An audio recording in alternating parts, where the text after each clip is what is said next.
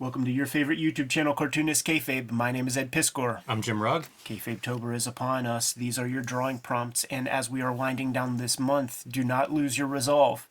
Tag us in your images, at us in your images, send them to us on the DMs, slide into our DMs with your drawings, and we'll signal boost as many of these as possible. Thank you guys so much for participating. We are a daily YouTube channel, and there are more than 1,500 videos in our filmography as we speak. Hit the little search box, the magnifying glass on the front page of the Cartoonist Kayfabe channel. Search for your favorite comics, no matter how obscure, and check out those episodes. We thank you guys who have been doing that, because we began some great comments on some videos that we haven't gotten comments on in a long time. And we are supported by a lot of vectors, but one of those is the Cartoonist Kayfabe Patreon. And the King Kayfabers on the Patreon right now are hanging out with us in a live stream recording session, watching us record these videos in real time. Plus, they get all videos before anybody else, as well as the queue of videos that Jimmy and I develop. We shoot one extra every week, and there are at least 25 videos in our back catalog that are sort of waiting to be released to Gen Pop. King Kayfabers have those, so they're going to be able to enjoy those videos before you and scoop up those comics that may or may not be out of print. Now, without further ado, we're going to take a look at Swamp Thing 53 by Alan Moore, John Totleben. And this is the Swamp Thing comic that kind of changes the course of the narrative. It becomes probably the first time I heard the term gothic horror as a young boy was in relation to the first half of Alan Moore's Swamp Thing run. He did all he could. He did the werewolves. He did the vampires. You know, he did that little weird voodoo guy that has his hand sewn into his back. So now it's going to become a science fiction comic after this issue. And this is how we get there. Swamp Thing goes to Gotham. The pages within this comic, Jimmy, it's so funny, dude, because like it was nothing to take for granted in the early days of the World Wide Web, when comic shit started showing up and when actual cartoonists would have web pages and things. And you got to remember that like there were businesses that popped up, people who knew HTML that could commission $10,000 per web page, because it was that specialized, it was that new. And so there was comiccon.com, Rick Veitch, Capital Venture, I think maybe Steve Conley helped out, maybe even the early days came in a little bit later. But so within the portal of comiccon.com, and the idea was that it was a digital comic convention. You would see a top-down map of a convention floor, and then there would be these booths. So you could click on the Tim Truman booth, and then it would be a singular page where Tim Truman could do whatever he wants. That's an example, because I don't remember Tim, but I do remember John Totleben had a booth. It was like all the QBs, right? John Totleben had a booth, and what these guys would do, they would sell pages very often. And Totleben had pages for this comic here, the key ones, the big splash page with this one, $700. What do you think that's worth now, man? I can't even imagine. Easily another zero. 5 figures for sure. Yeah, definitely. And he was very adamant. Do not negotiate with me. This is the price. Cost you $600 for this page or that page. And you know, not all original art is created equally. Totlben's a guy, man. If you could have an original page, that'd be something special. Totally, man. He's, you know, there's a lot of reasons for that. Not only is it great, but macular degeneration, that's no secret. There's not going to be a million more Totleben pages that are out there, so there's a finite amount for sure. Supply and demand. Is he inking this weird mosaic effect, do you think? I don't. Because that's his heavy to thin lines. Yeah, no, I don't think it is. Because like when he does the heavy to thins, it's this, where, you know, there's a hand to it, but there are a lot of different screens that can be run in photostats, and maybe the line screen is a thing. Now, let's sell the people on how we got to this place, man. And this is the kind of shit where, like, whenever a comic was considered, like, you know, a higher level, and I would find it and read it, and then I would give it to my mom and say, Mom, this is the next level, because she was a big reader. Yeah. And she would read the shit and fucking laugh, and I would be so hurt. So Swamp Thing got caught with Abby Cable kissing and making out and stuff, and a photographer snapped the pic. So it's like there's not a law in the books for what she did that's obscene or an act against God, but she's fucking vegetables, and she's in Gotham City jail, and Swamp Thing is not happy about that. They need to figure out a crime to charge this. Cartoonist Kayfabe is brought to you by the books that we make. The Hip Hop Family Tree Omnibus is out sooner than later. It's going to be in your stores, but it's not going to be there for long. Scoop it up. X-Men Grand Design Trilogy trade paperback coming to you in November. There are 2 trade paperbacks of Red Room out there right now. Trigger Warnings and the Antisocial Network with Crypto Killers trade paperback coming to you in January. Jimmy has a few copies of Hulk Grand Design at stores right now, but it is sold out at the publisher level, so if you see it, scoop it up. Jimmy's going to be having a big sale October 26th with a bunch of self-published stuff, including True Crime Funnies, the 1986 zine that has been available nowhere, so this will be the first time you get your hands on it, and the BW zine, and of course, Final Order Cutoff is coming soon for Street Angel Princess of Poverty trade paperback, which is going to collect all of Jimmy's Street Angel comics that are not in Street Angel Deadliest Girl Alive, which you also should have on your racks right now, or get it. Now that we're done paying the bills, back to the video. So, she is a prisoner, and Swamp Thing has wrecked shop, man. He is taking over Gotham City with the green.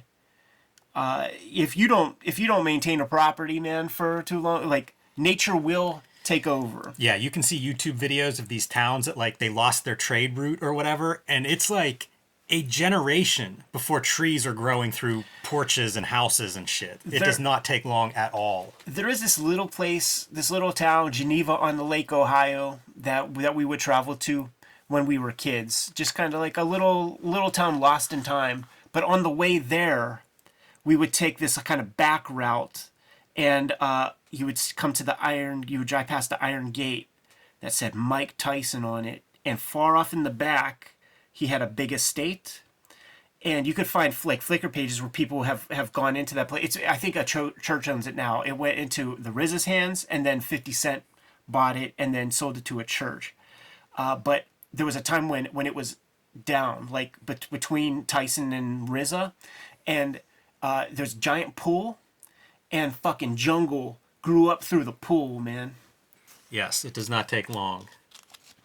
It's so cool to see Toddlebin playing with superhero tropes, because you don't see it that much, really. No. And the fact that it's like a hallmark important character like a Batman, we get to see what his Burke looks like, and what his Commissioner Gordon looks like, and what his cool vehicles, like his like little Batmobile type stuff. But things like this, how do you even do it? It looks like sponges and white media. Like, there's a lot of stuff to create the suggestion of the vegetation.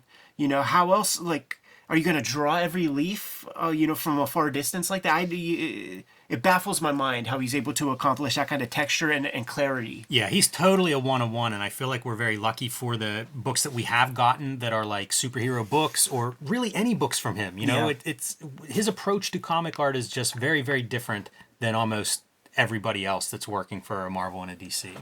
We're looking at one of the great collaborations, of which there are very, very few great collaborations in the medium of mainstream comics. In order to be a great collaboration, the letterer and the colorist are a very important part of that soup as well, and we're looking at the credits. Alan Moore, John Toddlebin, Karen Berger as editor, Tatiana Wood as colorist, and John Costanza as letterer. This is one of the finest collaborations that you're going to get in mainstream comics. Listen to the Steve Bissette shoot interview. I was just listening to it on a walk yesterday, and I listened to the entire Swamp Thing portion.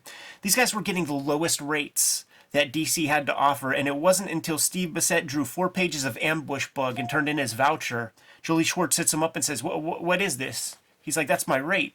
Steve Bissette said it was 1/3 of what these other guys get paid. Wow. One of my first conversations with Steve Bissette, whenever I had dinner with him, was talking about Swamp Thing and how great it was. And I love the lettering, Costanza's lettering, and he pointed out Tatiana Wood's coloring that would do like subtle things of like yellow border around this or that. You know, just like these little tiny subtle pieces. But to your point, as a collaborative team, like bringing it, like each person really adding something substantial to the finished page. Look at this. You know, we see that there's just the subtlest of surprints with a very light green and a very light blue that you can easily not see on the newsprint page. You can see it reasonably well in this trade. You know what's interesting is it looks like they cleaned up the eyes a little bit. Maybe. Yeah, that is interesting. I wonder if that's just a matter of this this paper. It's really interesting to see those subtle differences between this paper and that, because it's both uncoated, that being newsprint, the comic book, and night and day the difference in the colors. Yeah, with the same mixtures. Mm-hmm. I always wonder. See, man, I would kill for an artist edition of the Bissett, Toddlebin, Swamp Thing stuff to answer some questions about, like, when you're doing a surprint thing like this, is this completely drawn on a piece of vellum and then you just include it? It can't all be on the board. There's no way that you can delineate between this black line and the lines behind. So I just am curious about that part from a production standpoint. The potato, right? Like, there's the famous during the, I think it's called the American Gothic storyline, where the original trip sequence, which, listening to the Steve Bissett piece again, when she eats a potato off of Swamp Thing's back, there's a 2-page spread, and then it slowly, even the lettering kind of like goes this way. That was Steve Bissett's contribution. It was not in the Alan Moore script, which I found to be super fascinating. I say it again and again. I don't want to say Alan Moore gets too much credit for Swamp Thing, but Bissett and Toddlebin together, as good as any art team in comics history, and married with the Alan Moore scripts, like, that is a spectacular special combination. And if you remove any of those three, it's a completely different thing. You know, Bissett and Toddlebin bring so much to that. Absolutely, man. So we've established the sweet potato in the past, and here we have it right now. This guy's wondering, hey, what is that? It feels adventurous to just be eating shit off of, this crazy vegetation. Yeah, I think so. But this cop does look hungry a little bit, man. He's giving it a shot. Same camera angle. It's one of those great moves in comics, right? Same camera angle, but now we're seeing through his vision, and he's tripping balls. Man. Doesn't take long for that to happen either. And again, look at the difference of just like slightly better paper, but what it does with that ink. You know, so you see all that saturated yellow sitting on top of the page as opposed to kind of fading into the newsprint yellow. It's kind of a weird bit eating that sweet potato. He's like, is this a sweet potato? Let me try it. Right. And if it was, you're gonna break your tooth or something on a raw sweet potato. I know, right? And it is a function of some later pieces where people are eating this stuff. They're tripping. They're creating economies and drug dealing off of it, but they're also dying from overindulgence of these drugs and stuff. So look at the pointillism that Toddlebin is bringing to Abby's face. Yeah, it's a little lost on the newsprint a bit, and I'm trying to see, like, maybe it's even a duotone. I don't think so. No, you think that's rapidograph? Yeah, I don't know if it shows up better there, but no, that's a lot definitely of pointillism. range. Yeah, that's definitely pointillism. It's just an artist that it's like he has tools that everybody else doesn't have. Yeah, it's interesting looking at it on the separations are different. It's the same color mixtures and stuff, but we're getting, magenta dots that are against the black dots, and it's creating a weird moire at a very small level. So they can talk to each other in the green, and they're kind of telepathically in correspondence while she's in prison. But it's like white collar jail. She's just kicking it with Burke, like in some room, but they just have her in custody while they try to figure out what to charge her for. That feels very, that feels like, law enforcement kind of 101, where it's like, we got you. Now we just got to figure out, like, how we get to keep you. Yeah, it's true. The story does, in some ways, like, as we get to the resolution, it'll become more apparent, but it does feel like it's kind of dumb. Yeah. On one hand, the crime, I don't know, how serious we're going to take this crime, but you're fighting a god. Right. Like that line of like whatever line you cross that we're going to draw in the sand here, man, I don't know. I feel like there would be mutiny among the citizens being like, give her back. I know. The hell with this. Didn't we trade like straight up full on like terrorists who killed people for Brittany Griner? Yes. The WNBA player? Yeah, it's pretty extreme in that regard in this story. Like Swamp Thing destroys Gotham City, and I don't know that it's coming back from what we see just already so far in this story. Right. Yeah, just wreaking havoc. When you see these blue kind of panels, you got some dudes in the cut. You got your like Lex Luthor operatives coming up with schematics to figure out how to destroy Swamp Thing. And Swamp Thing very quickly becomes a folk hero. You know, a lot of the people who are sort of, you know, on the fringes, who are kind of against authority anyhow, are super into him, and they celebrate him. I love it. Those guys are like, you figured this out, and it's not even 10 minutes. And he says, 9 minutes and 15 seconds. I wanted to leave enough time to sign and mail my check. Right, yeah, it's very Good hunting. Lex Luthor-ish. Yes. Yeah, it is. It's great. I always wonder if this character is based on Steve Bissette. Like, I know what Steve Bissette has looked like for the past 30 years, but I don't know what he looked like for the past 40. And I could see him running around with some fringe. Sure. And certainly with that, the color is dubious. You know, he's not a ginger, I don't think. But we have two characters that were previously established. The brunette fella, he's from the Nuke Face two-issue arc. Tom and I covered that one. We have a Read More Comics, MORE comics playlist that you could check out. And we considered it to be, it's like the one character that DC has not yet mined from Alan Moore's Pantheon. And he's just talking about how he dissed his old lady who, you know, who set off Geiger counters. And this hippie dude, like, there's a conversation about those sweet potato things. And there's a great issue that comes maybe sometime after this where they give those tubers to somebody who's dying of cancer, and that person gets like one great last kind of trip before they pass. It's a very beautiful comic. Man, looking at these spreads like on the newsprint, no comic looked like this. No. Really, really incredible. And, you know, going back to your call of an artist edition, like seeing these pages, they look almost like parts look photocopied. Like it's very amazing that there's so many marks on this page that just don't look like another comic. Absolutely, and it boggles the mind. It does. Like how do you do this, John? How do you make these marks? And they're so perfect for what it is, because on the flip side, you would have, I don't know, how would Michael Golden handle this? He'd be drawing every twig. Yes. Or Brian Bolland, who doesn't use whiteout, like by hand, drawing every twig and every kind of thing. But this feels more organic, you know, no pun intended. And it just makes me think, like, all you dudes working in house styles, look at the stuff that's just left on the table. Nobody's using any of these marks or tools or whatever. There's a lot of language here from just an illustration standpoint that, like, why didn't we all incorporate some of these lessons? Isn't this the most badass bat vehicle to ever be created? Yes. And then we see that Batman's not as smart as he likes to think he is, because his first move is, I'm going to leave this super badass Batmobile and let me come out in my spandex. Right. Great image right here, man. Just in the headlights. It's Otomo-ish, you know. It's the little boy in the headlights. Yeah. It's so ominous.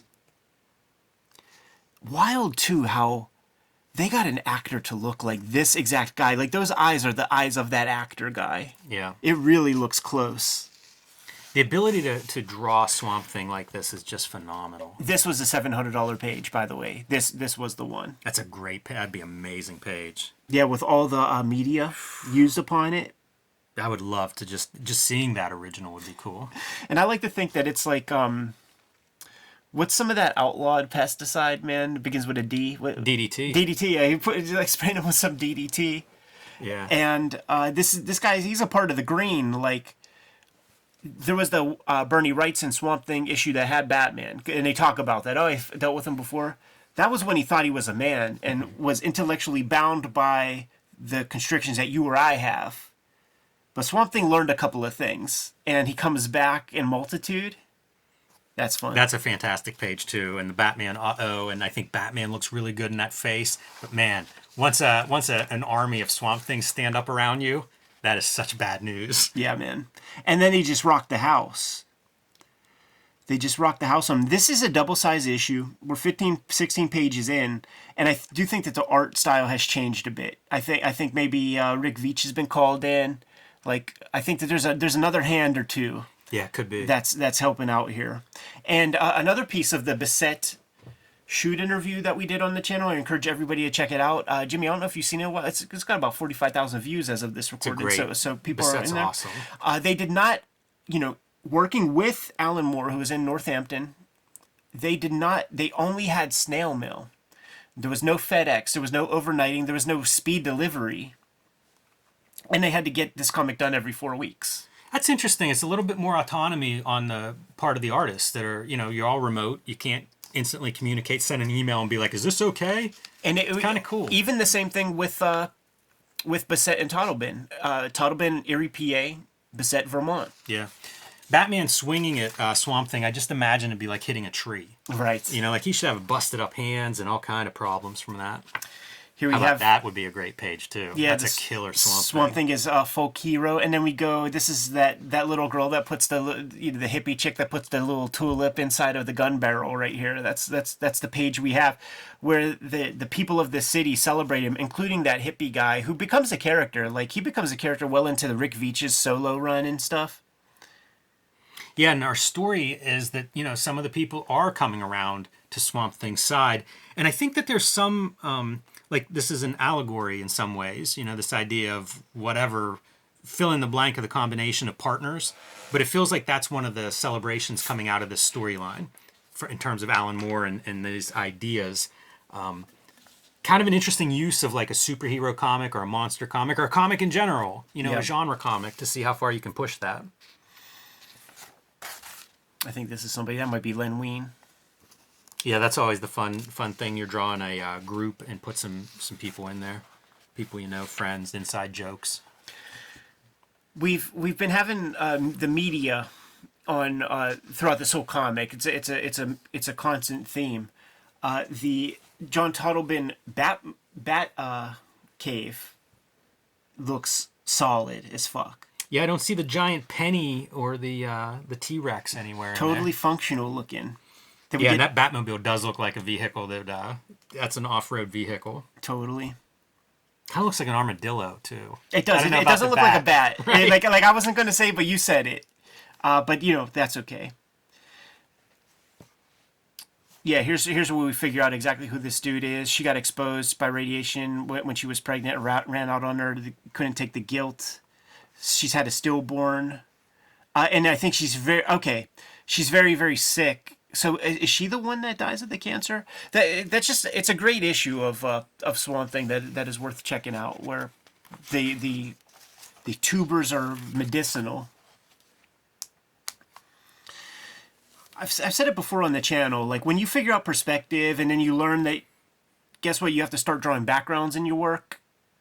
So you figure out the lines to make a table, or you figure out the lines to make even a street scene.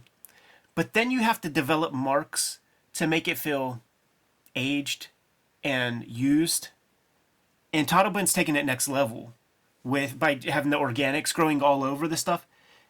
And it does at times feel like a high contrast photo. I don't think it is. But he's able to really sell you on these vegetation marks and the depth with close-up foliage and stuff in the distance. There's a lot of lessons to learn in that. Yeah, and it's something, if you go through Swamp Thing, you probably see he and Bissett evolve and develop that. Right. How do we draw swamp vegetation and leaves and branches and bugs and all these things? And, you can read comics one way where it's like, I just read it real fast. Right. But then you linger and you start to see the little details of these bugs that are swarming in. And it's just this amazing, the job they do. And I know I keep saying it, but I mean, comics do not really look like this. How's that for a splash right there, dude? That is a cool design, man. Yes, yeah, it's really great. And they build it with rumbling is happening and stuff, and they're trying to figure out what that is, and it's redwoods. Totally. Growing fast. And it's, you see the little stick men to give you the scale. Quick intimidation tactic, and then like let the soul leave it, and then it's just now a big husk in the middle of the city. I did wonder like what are the teeth? Like what kind of vegetation is that? a good Do you question. think, man? Yeah, we need an anatomical breakdown. Yeah, I think he's using split hair brushes on some of these tree textures. And very famously, they said that Toddleben had like, the little kid pencil box that, we all had when we were small. It would have the little stem piece of a banana in there, and it would have several kinds of sponges and little rags and stuff. And it would be, the rag wasn't wiping off your pen nib. The rag was making textures on the paper. That makes total sense. Yeah, that makes total sense. He goes for the pure black Batman, where there's very little shine of the blue that shows up. And that actually corresponded more with my thoughts on Batman, certainly influenced by the Michael Keaton movie. I always wonder, like, what is that blue? What is that blue? I don't get it. Yeah, I'm with you on that. I like that this back set of pages, it's the same motif, right? 4 panels, kind of very vertical, and then you get a kind of splash panel at the bottom to really sell you on a lot of stuff. Does not look easy to do. No, for sure. And the story, I do think the story has some weaknesses in the plot. Mm-hmm. And it's coming up here where it's like, well, we got to let her go because otherwise Gotham's ruined. Right. I knew that on page 1. Right. You know what I mean? And you're the world's greatest detective. Like, why did it take you this long to figure that part out? And I get it. It's a comic. You got to have some kind of story in there. But I think Batman comes across as pretty bad here. And the rest of Gotham's, police force and mayor, even worse. Like, right. It's like the Three Stooges are running Gotham. Right.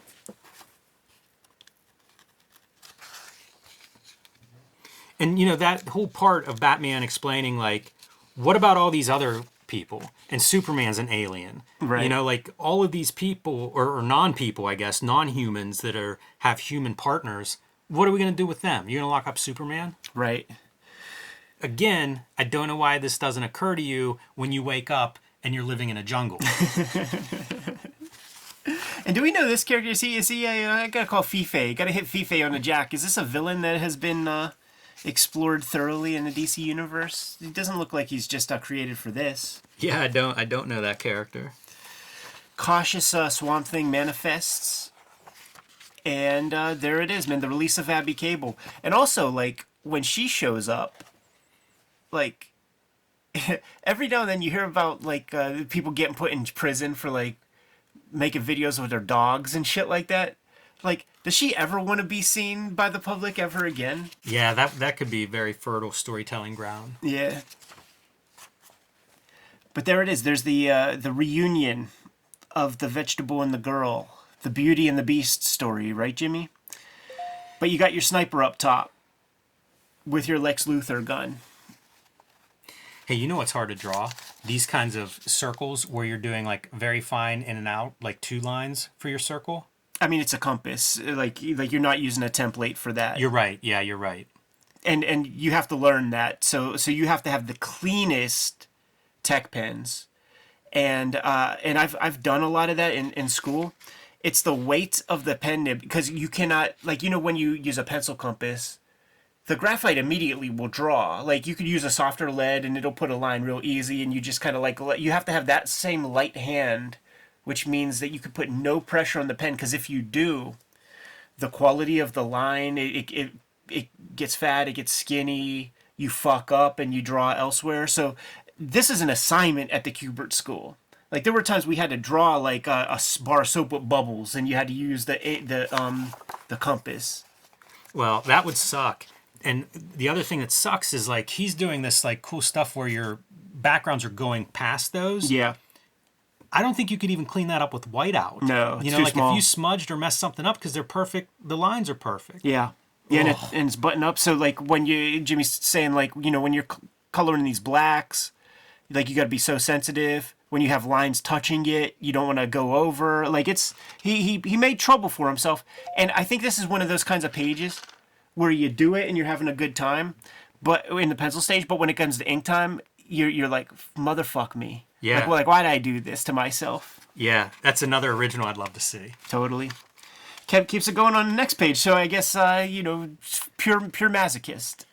It's incredible, like again, if you're not at home having drawn stuff like this or tried to draw stuff like this is some of the hardest stuff technically that you'd pull off in ink. Playing with the French curve also, and also having the circles like their own independent panels. That's where what I'm he's saying, stopping those man. lines. That is not an easy task. Yeah, really, really sharp technical drawing. And Swamp Thing is toast, man. Swamp Thing is done. He is dematerialized. He's no longer a part of the green, and Batman is there to kind of shield Abby Cable's eyes. We have numerous figures. I think this guy might have been in that American Gothic story. Like, there's that part where they deal with the kind of like voodoo priests and stuff. Got the hippie guy, got the nuke face fella, Gordon Burke and the crew. And there it is, they got him. So from this point forward, Swamp Thing becomes a different comic.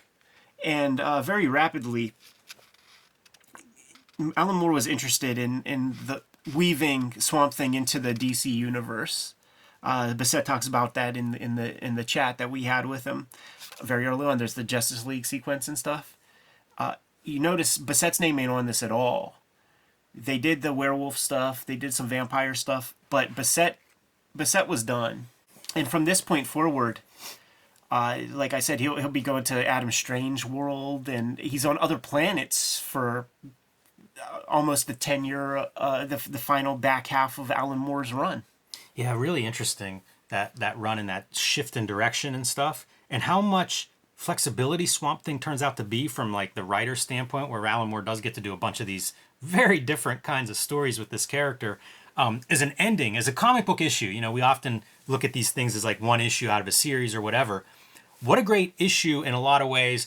And your ending, man, next with a question mark, fantastic. Like, doesn't it make you need to read the next issue? Yeah, it's so cool too, man. And so this is the next issue. There ain't no damn Swamp Thing up in this, right? And now there's like statues for him on the issue after that. You got Phantom Stranger, you got some of the other Rogues Gallery talking, but it's retrospective stuff.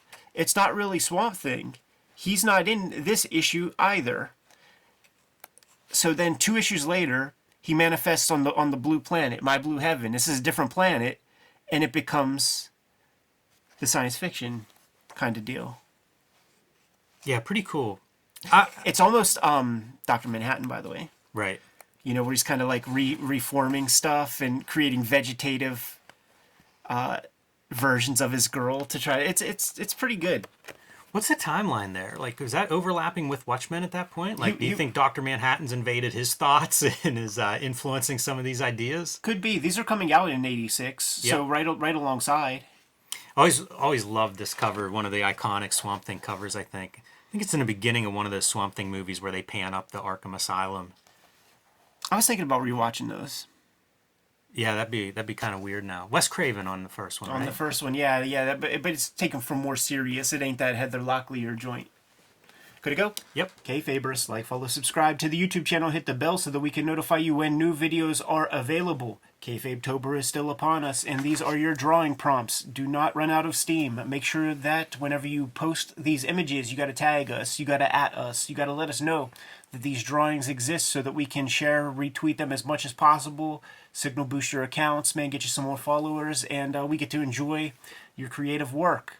We're a daily YouTube channel, and with more than 1,500 videos in our coffers, you might not have seen everything. Go hit the little magnifying glass on the front page of the Cartoonist Kayfabe YouTube channel, and I've noticed you guys have been doing that because we've been getting some comments on some pretty obscure videos, so thank you so much for digging into the channel. Search for your favorite titles, check out those comics, and if we have not yet talked about your favorite comics yet, you must let us know.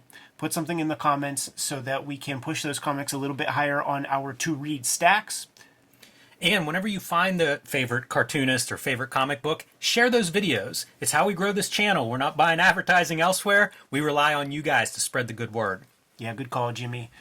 We have a Patreon that you can directly support the Cartoonist Kayfabe channel. The King Kayfabers on the Patreon are hanging out with us right now. They hang out with us every morning when we record our stuff. They get a leg up on the Kayfabe effect that way through this private stream. They have access to every video before anybody else. And we always record one extra video so that when Jimmy and I decide to go on some travels, we can still keep the daily content coming. So as of this recording right now, there might be about 25 videos that Gen Pop has not seen. So you could take advantage of that before we put those videos out live. Ultimately, the videos are brought to you by the books that we make. And before you is a small sample of our bibliography. But Jimmy, let the people know what is coming out soon. My next book release is Street Angel, Princess of Poverty. This will be out in November from Image Comics. You can pre-order it now at your local comic shop or online, and we ask that you do that. This is an Image book, and they need to know how many of these to print, so let them know that you want a copy. I am also self-publishing zines and comic books lately. You see the BW zine here, 1986, and True Crime Funnies featuring nonfiction stories. These are all available on my website, jimrugg.com, or patreon.com/jimrugg. And October 26th, I'm going to have a big holiday fall sale where you can stock up on this stuff and some of my other zines and minis that you may have missed. Hulk Grand Design is my contribution to the Grand Design mythos, and basically out of print. So if your comic shop has a copy and you don't, you may want to pick that up sooner rather than later, because Marvel Comics does not keep this stuff in print. If you haven't picked up a Hulk Grand Design yet, they are getting more and more scarce, so grab those now while you can. October 17th, the Hip Hop Family Tree Omnibus hits bookstores. October 18th, it hits comic shops. Scoop this up. About 75% of the print run has been accounted for. So we're playing with slim margins of which books are available right at this moment. So scoop it up sooner than later. It's the best book I've made. It's the 10-year anniversary of Hip Hop Family Tree. It's the 50th anniversary of hip hop as a culture. And it's gift-giving time. It's time to start planning those Christmas presents. And for the rap music lover in your life, especially if they don't know that this comic exists, this is going to blow their freaking minds. Not the only holiday effort to come out in 2023.